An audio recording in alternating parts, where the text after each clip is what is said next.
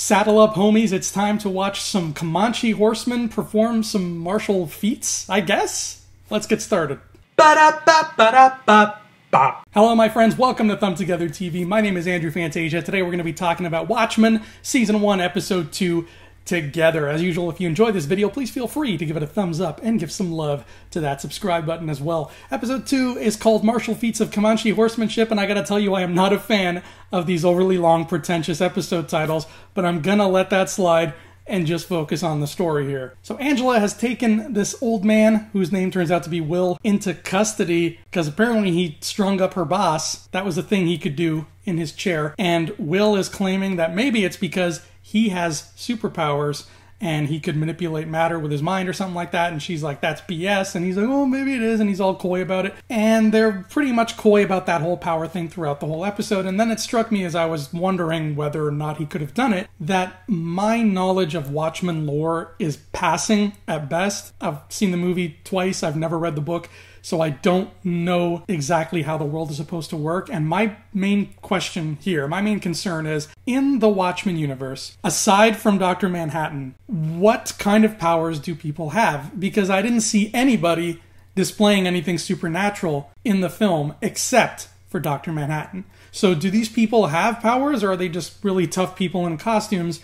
I legitimately don't know. I don't know if that's a thing in Watchmen. I don't know how Alan Moore and Dave Gibbons worked around that. So if anybody knows, let me know. What's the power sitch? How does this work? After the pilot episode last week, it was really nice that the show, took some time to stop talking about Oklahoma for 40 seconds to kind of get some plot moving along. I liked that, and because of that, I found that this episode was leagues ahead of episode 1. It was really just sort of diving headfirst into the plot. We see a character once who doesn't show up again. It's this young girl who looks like a Girl Scout, and she goes and she buys newspapers, and then that's it. She's gone. We don't see her reading the newspaper, and I think she was driving a van that I don't think she's old enough to drive. I don't know what her deal is. I don't know if she's important. She probably is, so we're keeping our eyes open for her, whomever she may be. But the main crux of this episode's plot centers on what Lou Gossett Jr. tells Angela, and he's like, hey, look, I killed your boss because he's not a good guy. He's got skeletons in his closet. And she's like, I don't believe that, sir. And then she decides, for whatever reason, to go investigate and does in fact find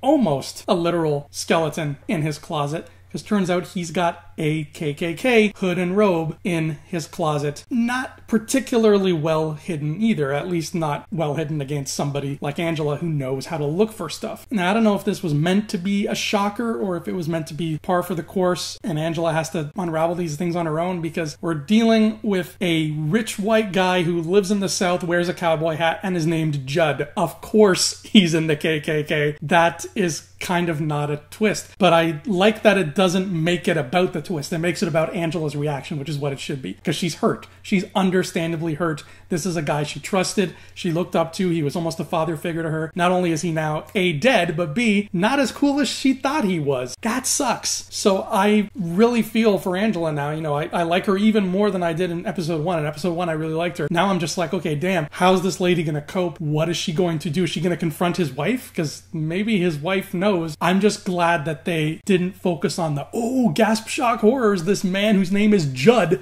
is in the KKK. No, they focused on what they should have, which is how much it hurts our poor protagonist. Then we hop across the pond to Adrian Veidt, who is apparently not Adrian Veidt, but totally Adrian Veidt. And I was almost right last week because his servants, I thought they were robots because they were acting kind of weird, but they're not. Turns out they're clones. Almost same difference, I guess. But the whole super twisted, macabre stage play thing going on where one of them dies and then the others are like, oh, well done, master. It gave off a really creepy, Sam Rockwell and Moon kind of vibe. I don't know what is going on in this castle, but I would love to find out more. Somebody needs to go put that guy in a mental hospital where he belongs. That is some twisted shit. So Angela finishes things off by finding out that Will is her grandfather, and he's got some stuff to tell her, to show her that she's probably not going to want to hear. But I like this dynamic between the two. It feels very much like an Obi-Wan Kenobi meeting Luke Skywalker kind of thing and taking his first steps into a larger world. It feels like Angela's going through that right now. In terms of the superpower thing, though, does Will have them? Again, I don't know what powers are like in this world. They did, however, keep bringing up something kind of interesting, and I'm going to throw a theory on you right now. before we close things off, because they kept talking about Dr. Manhattan and how, ooh, he can separate himself and be in many places at once, but he can't change his shape to look like other people. And they kept bringing that up. They're like, yeah, he can't do that. He can't look like other people. To the point where I'm like, okay, they keep bringing up that he can't do that. I have a feeling he can. And if somebody walking around that we have met so far is in fact Dr. Manhattan looking like somebody else, I'm going to go out on a limb here. I'm going to throw this theory at you right now. I think it's Angela's husband. Because Angela's husband is just kind of, you know, he's this enigma. He's in the background. He doesn't really do or say much, but he's just there. And when we got that flashback to Christmas Eve where shooters entered their home and Angela dealt with it in a really cool piece of fight choreography, by the way. But her husband just kind of dived out of sight and then he was gone. And I'm just like, wait a minute, where did he go? What's going on here? I feel like something is up with him. My money is he's Dr. Manhattan, because you can't have Watchmen without Dr. Manhattan. So the fact that you could have him without having him, you know, having the blueness, I think that works. I don't know. That's just my theory. Tell me what you think. Tell me what you thought of Martial Feats of Comanche Horsemanship and its wonderful title that just rolls right off the tongue. That is Watchmen for this week. I'll see you here next time, my friends. Until then, adios.